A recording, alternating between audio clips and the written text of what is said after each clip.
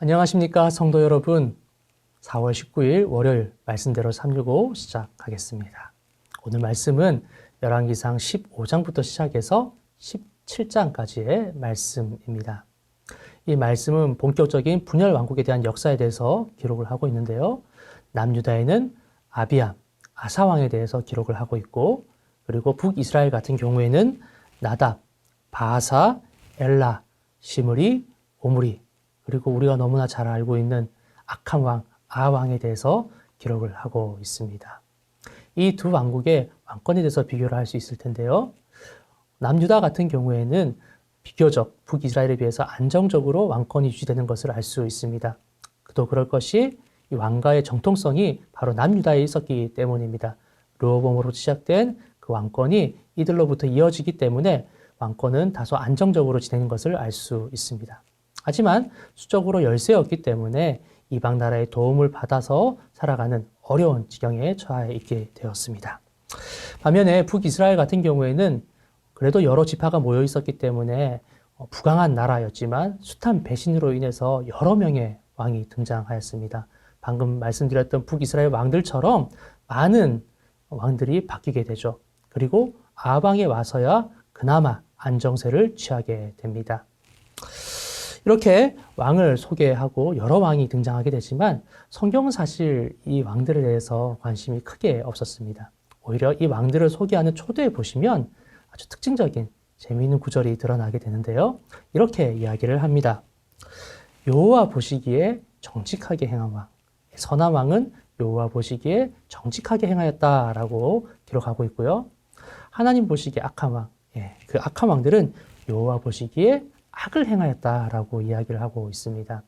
많은 역사적인 사실들을 기록하고 있지만 성경의 저자는 그 모든 것보다 여호와 보시기에 이들이 어떠하였는가에 대해서 초점을 맞추고 있는 것이죠. 물론 그렇다고 해서 성경 가운데 선한 왕이 항상 평안하고 행복한 삶을 누렸다라는 것도 아니고, 오히려 악한 왕이라 해도 더 평안하고 더 경제적으로 부흥한 그런 왕국을 건설한 사례를 볼 수가 있습니다.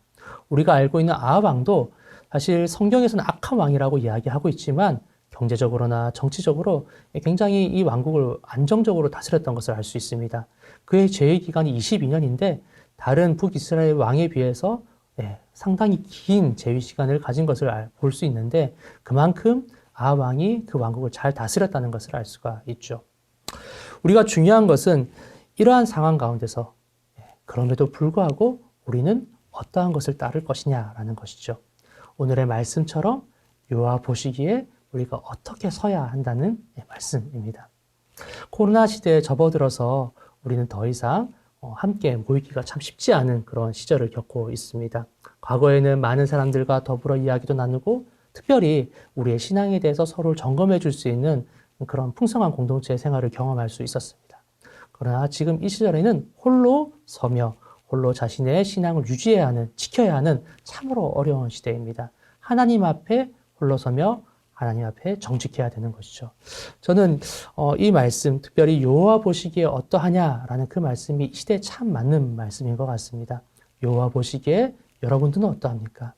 여호와 보시기에 저는 어떠합니까? 우리 모두는 여호와 하나님 보시기에 어떠한 모습으로 서 있습니까? 이 코로나 시대에 하나님 앞에 홀로 설 수밖에 없는 이 어려운 시대에 하나님 보시기에 정직하고 선하고 온전하실 수 있기를 주님의 이름으로 축원합니다. 저와 여러분들이 온전한 주님의 은혜와 사랑 가운데서 여호와 보시기에 사랑스럽고 여호와 보시기에 거룩한 삶, 거룩한 인생 사실 수 있기를 주님의 이름으로 축원합니다.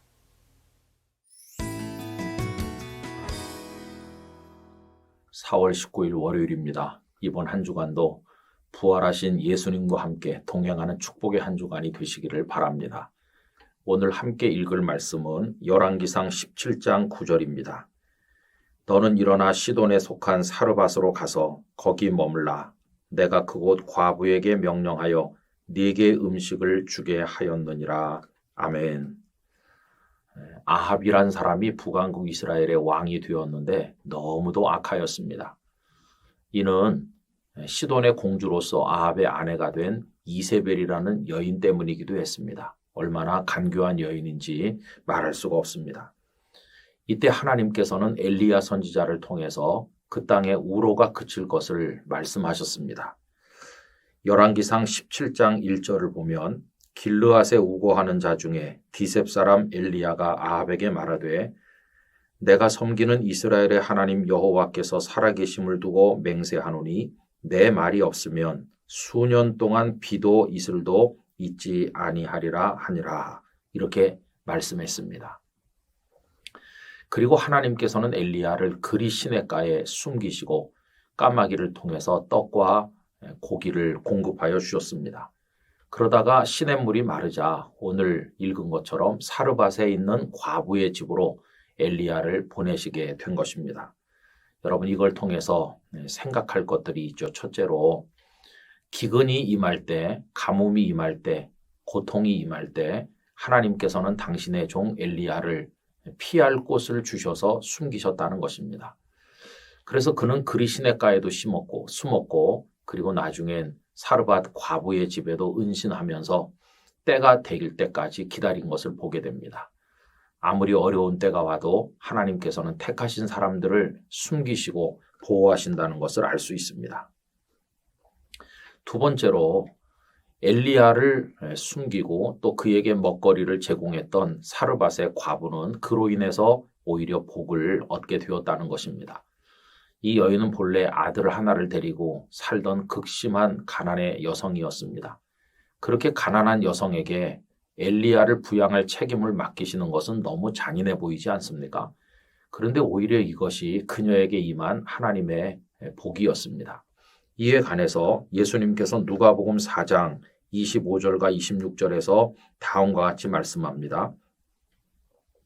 내가 참으로 너희에게 이르노니 엘리야 시대에 하늘이 3년 6개월간 닫히어 온 땅에 큰 흉년이 들었을 때에 이스라엘에 많은 과부가 있었으되 엘리야가 그중 한 사람에게도 보내심을 받지 않고 오직 시돈 땅에 있는 사렙다의 한 과부에게 뿐이었으며 라고 하셨습니다.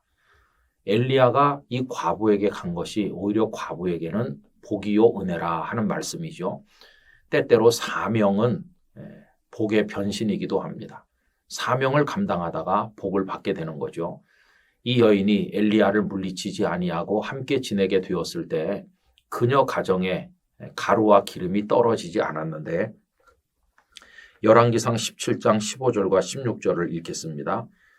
그가 가서 엘리야의 말대로 하였더니 그와 엘리야와 그의 식구가 여러 날 먹었으나 여호와께서 엘리야를 통하여 하신 말씀같이 통에 가루가 떨어지지 아니하고 병에 기름이 없어지지 아니하니라.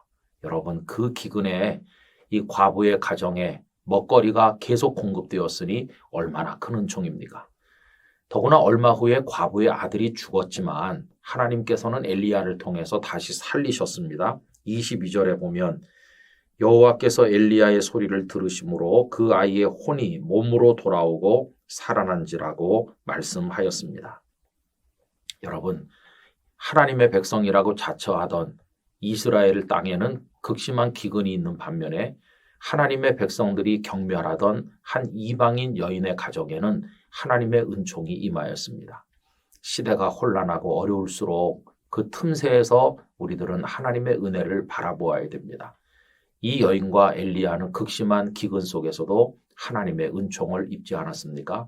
악한 세상 한복판에 있더라도 우리 모두가 하나님을 신실하게 신뢰하고 순종함으로 하나님의 은혜를 얻는 백성이 되기를 간절히 기원합니다. 아버지 하나님, 이스라엘 땅에는 기근이 있었으나 사르밧 과부의 가정에는 가루와 기름이 떨어지지 않고 죽은 아들이 살아나는 기적 같은 은혜가 임하였습니다.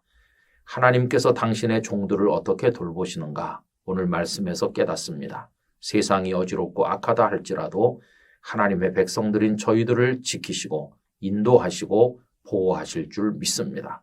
하나님을 의지하고 날마다 믿음으로 살아가는 저희들이 되게 해 주옵소서.